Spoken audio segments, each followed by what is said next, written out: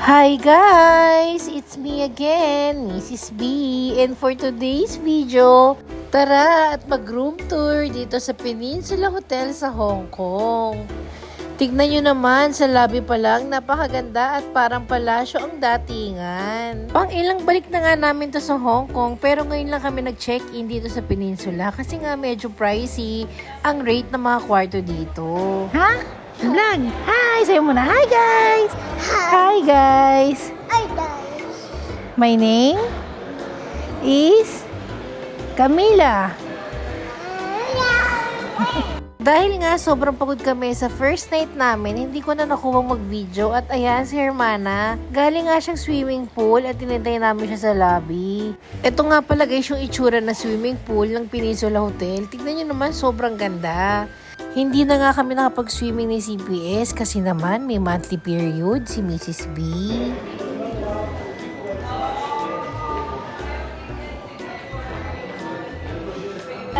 We're going to our room.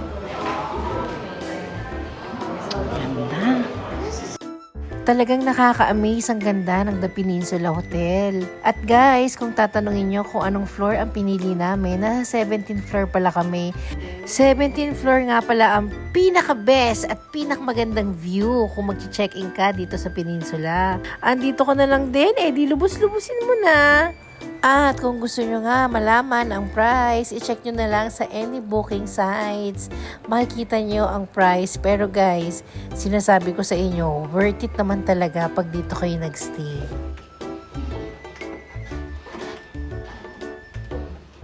Guys, bibigyan ko kayo ng room tour sa aming hotel. So tara, let's go at tayo ay mag-room tour.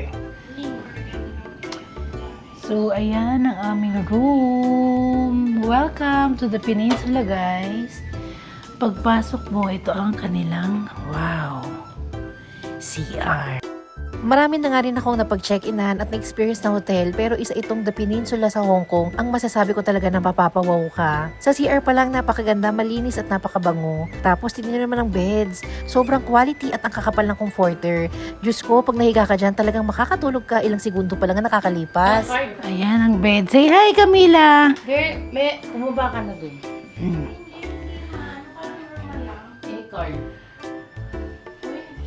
Ito naman ang magical view ng Hong Kong. Tignan nyo naman, view pa lang, sulit na sulit na. Ito nga palang room namin is facing the very known harbor view sa Hong Kong. Ito yung isa sa sikat na tourist destination sa Hong Kong na napakaganda lalo na sa gabi. Guys, so ito yung ating outfit for today. Habang busy-busy nga ako sa pag-reflex ng belt bag na yan. Na talaga namang sinasabi ko sa inyo na napakaganda nga yan at super mura pa. Bumili na kayo guys, sa showcase ko yan. Pin na! Foot. Ano nga, kahapon nga Ito na kami sa baba. Bilisan nyo na lahat. Napakaganda ng picture nyo. Tignan mo, hindi lang picture, video. Hindi open. Tignan nyo to, tignan nyo. Hour. Mamaya na ako bibis pag babalik pag... Kaya ang dami. Hindi ko lang. Si Daddy ha? Sinabi mo. Tuwan-tuwa siya sa akin. See? Oh, ayun na, sa garden, baking garden. After nga ng kaguluhan sa kwarto, finally, andito na kami sa Peninsula Lobby at kakain ng masarap na lunch. Ayan ang mga cake.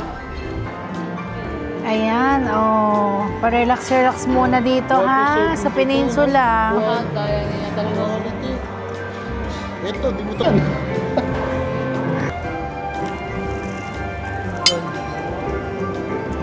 Ito si EJ. Quality. Naka lang. Dapat ito ng vlogger. Follow yan eh.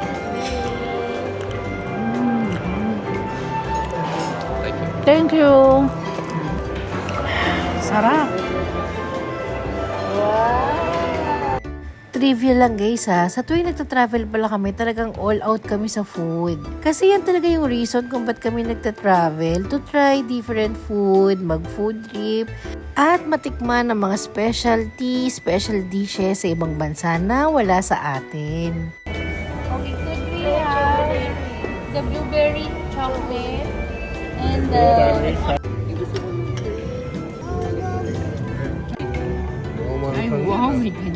Ayan ang tunay na CPS, guys. Si Hermana, loki lang talaga, oh. Sarap, napakasarap. Isa pa na pinakamasarap gawin sa ibang bansa is yung magkwentuhan, habang masarap ang pagkain, maganda ang view. At syempre, yung feeling mo na nasa ibang bansa ka, yun.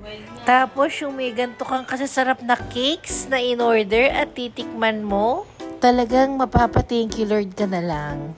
Para nga pala sa aming total bill, umabot kami ng 1,873, almost 14,000 yan sa Philippine peso. At syempre, thank you naman sa'yo, Hermana. Guys, grabe, low-key lang yan, pero super galante yan pag sa ibang bansa. Thanks, Hermana, for the lunch. Ayun lang. Thank you for watching. Bye!